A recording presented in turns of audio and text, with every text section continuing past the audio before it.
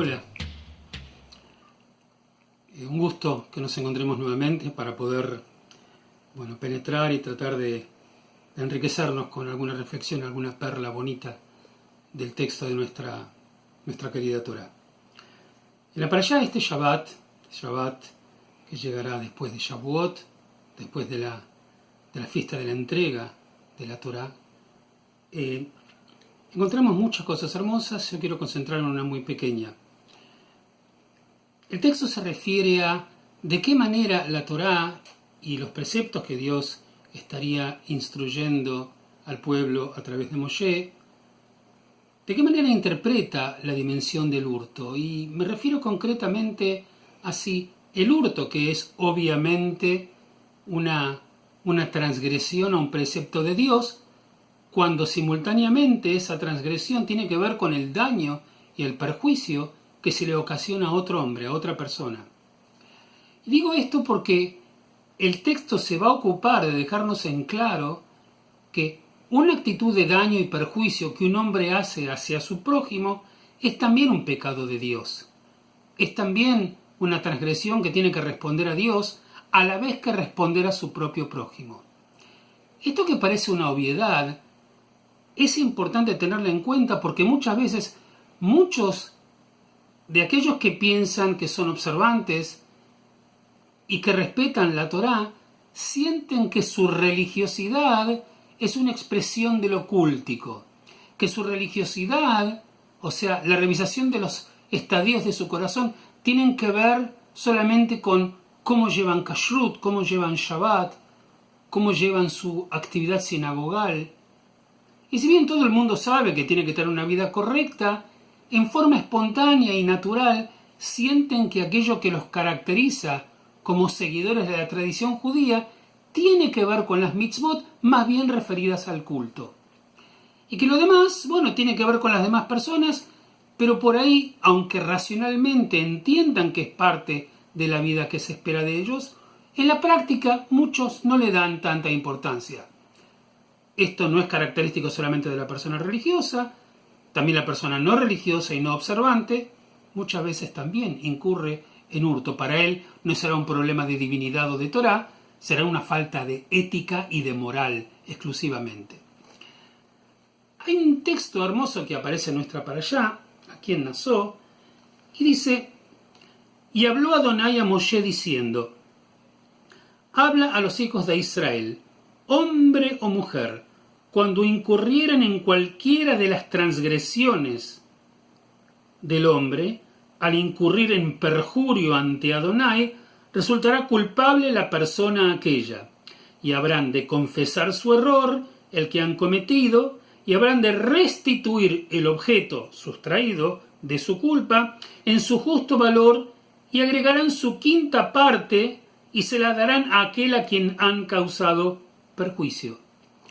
Fíjense, el texto dice: aquel que ha sustraído algo que no le corresponde, un hurto, y lo define como un perjurio en contra de Dios. Pero él no transgredió nada directamente en su vínculo con Dios. Como se dice en la tradición judía, no es Ben Adam Lamakom, entre el hombre y su divinidad. Él robó o sacó algo que le pertenece a su prójimo. El texto nos está diciendo que eso tiene que ver con un daño al vínculo que tiene con Dios. Pero cuando va a resolver este tema, si bien va a decir más tarde que tendrá que traer y acercar un sacrificio para expiar su culpa, lo primero que dice es que tiene que devolverlo. Y no solamente que lo tiene que devolver, sino también que deberá agregar la quinta parte de aquello que sustrajo como una especie de penalidad por el hurto.